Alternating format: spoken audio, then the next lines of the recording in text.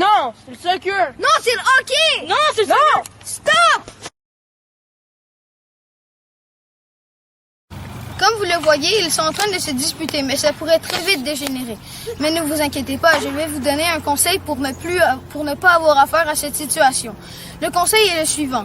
Il faut respecter les goûts et les opinions des autres. Si quelqu'un n'aime pas ce que vous aimez, il a le droit, c'est ses goûts. Mais malheureusement, tu ne peux pas toujours éviter cette situation. Alors, je vais te donner un conseil pour mettre un terme à cette bagarre d'opinion. Le conseil est le suivant. Tu pourrais t'éloigner de cette personne ou lui demander d'arrêter. Mais bien sûr, il faut que toi aussi, tu arrêtes. Et tu pourras aussi faire un geste réparateur, comme aller jouer à une récré au sport qu'il aime et à la prochaine récré au sport que tu aimes.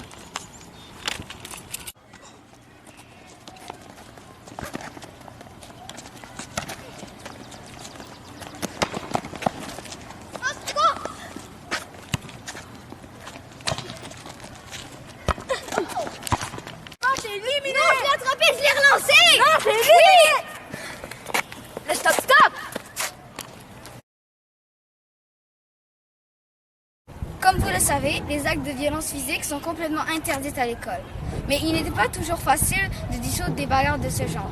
Alors je vais vous donner un conseil pour ne plus avoir affaire avec ces bagarres. Un des éléments les plus importants à retenir est de ne surtout pas tricher. C'est un des principaux éléments déclencheurs d'une bagarre lors d'un jeu. Finalement, je vais vous donner un conseil pour résoudre cette dispute. Si votre ami continue, vous pouvez lui faire un message clair en lui disant d'arrêter. S'il continue, allez demander conseil à un adulte. Si après l'intervention de l'adulte il continue, éloignez-vous de cette personne.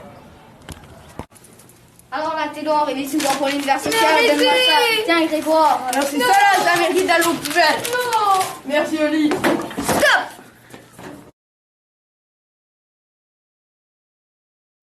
Comme vous le voyez, ces deux garçons s'acharnent sur ce petit garçon qui aime travailler. Mais ça ne veut pas forcément dire qu'ils sont méchants. Ces deux garçons ont sûrement beaucoup de problèmes.